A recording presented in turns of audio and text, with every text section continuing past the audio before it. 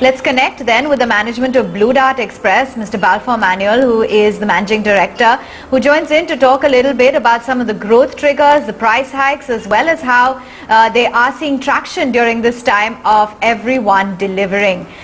Good to have you on board. Thanks so much for taking time out and joining in. Now, we have constantly seen the reimposition of time to time from, the lockdown in certain states. But now that we seem to be firmly unlocked, tell us about your business trajectory.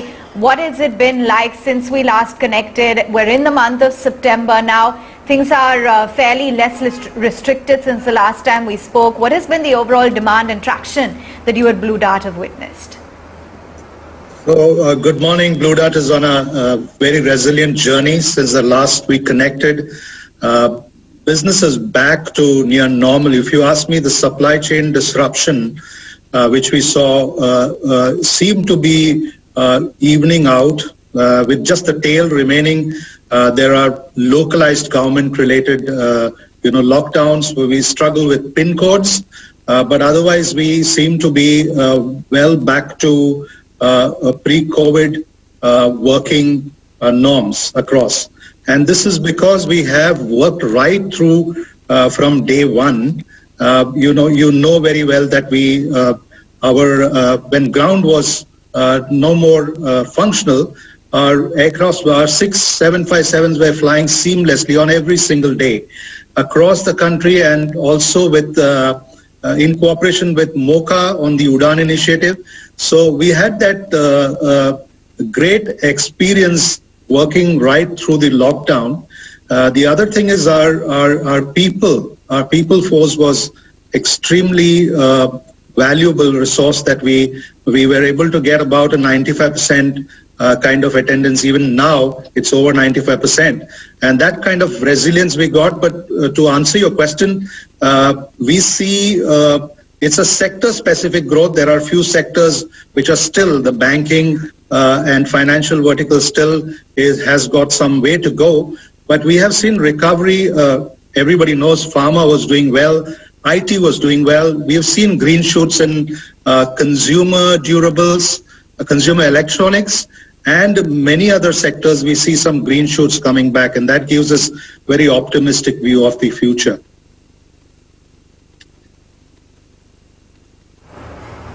Okay, fair enough. And I just want to draw a comparison between what we're seeing for global freight rates versus back home.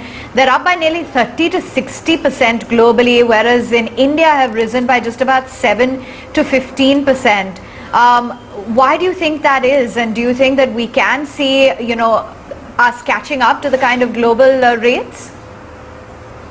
So it's a supply chain again, a supply-demand kind of a situation. There was tremendous scarcity of space, particularly on the air, and that created that kind of price change. It continues to be the market where there is an inflationary price trend. But when it comes to India, we did a very balanced approach. We did take an emergency surcharge, which supported us through the pandemic.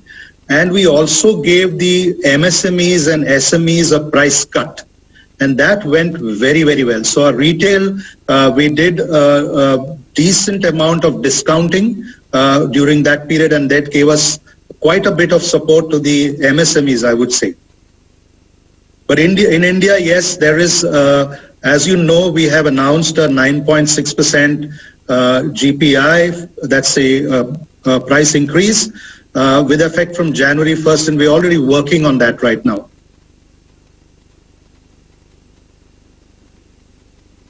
Okay, couple of possible opportunities. Vaccine delivery, how big an opportunity is that? And even the Apple partnership, how's that working out for you in terms of the kind of results you're expecting to see? So Blue Dart has been all about innovation and adaptability. Also, right through the pandemic, if you ask me, it was flight to quality that we put in place. And the Apple association falls into that bracket. It requires a very high quality, very high level of integrity in terms of our back-end support system and so on and so forth. If you ask me, it went well, very well. From day one, I think there's a very high kind of response from the customers, both for the company as well as Blue Dart. Now, this isn't domain. I could speak about my experience. Our experience, the customers are quite happy with the new way of norm where, a launch product can reach to their home in 24 to 48 hours across the country.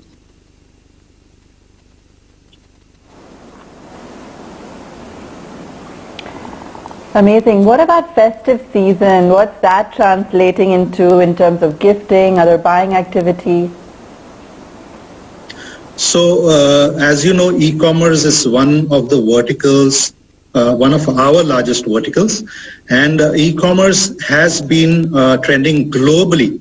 If you would ask me, this is the best time for e-commerce. So we look forward to, while we are very big on B2B, we are looking at a optimistic trend. We have projections, and the seasonal volumes are going to be quite reasonably high. So all our energies are on peak planning right now. So it is infra, technology, and people. There's a whole lot of people recruitments that happen right now during this period. We seem to be quite ready for the infra, but that's a daily routine to make sure that our peak readiness is in place.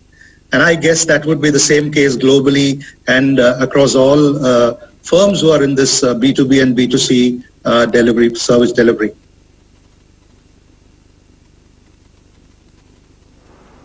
Okay, and which segments are recording the highest volumes for you? Where is it that you're seeing strong demand? I mentioned pharmaceuticals have been very, very strong. IT, the next one, we have the likes of laptops, speakers, headphones. They're just flooding. It's the work from home that's, pushed the demand up, and I believe it will last for another year or year and a half because that's the new norm. Work from home is the new norm. So many of our customers in this business have seen very high spikes. Like I said, consumer, even auto, we are in the aftermarket business. So even auto has shown substantial green shoots. They're growing. It was in the doldrums some few months ago. So these are verticals that are showing great signs of recovery. Banking has recovered. We are in the credit cards, debit cards, checkbooks, all kinds of communication for the banks in a very big way, and also financial institutions. There seems to be still some more time to catch up, but it is shown in the last 2 months, it's showing substantial improvement there as well.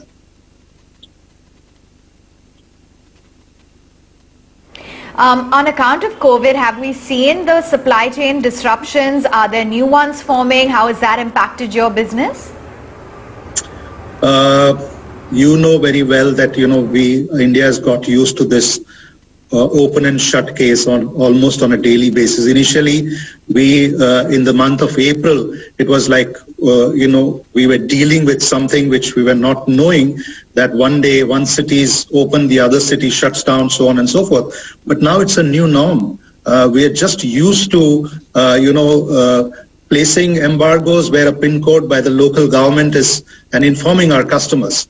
But the fact remains that we Blue Dart never allowed our customer supply chains to get choked. We kept on working, and that is, given us this experience to deal with. Even today, we have parts of Kerala which is impacted. There are many PIN codes where we are not allowed to go, but we keep informing our customers, and we keep them a timeline, and the day the lockdown is open, we start functioning normally.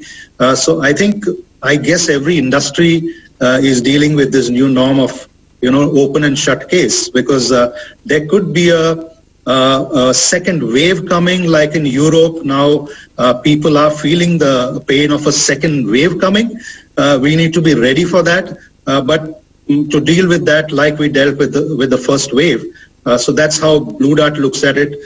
We have something like I told you, about 20,000 people on the streets. They continue to be there every day. peak season will demand almost doubling of that resource.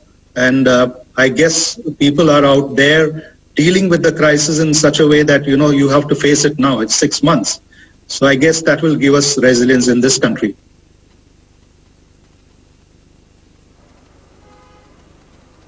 Good chatting with you and understanding how business is shaping up and what we're seeing on the global freight rates. That's the outlook coming in from the management of Blue Dart. With news that we're currently perched at 11,241 on the Nifty.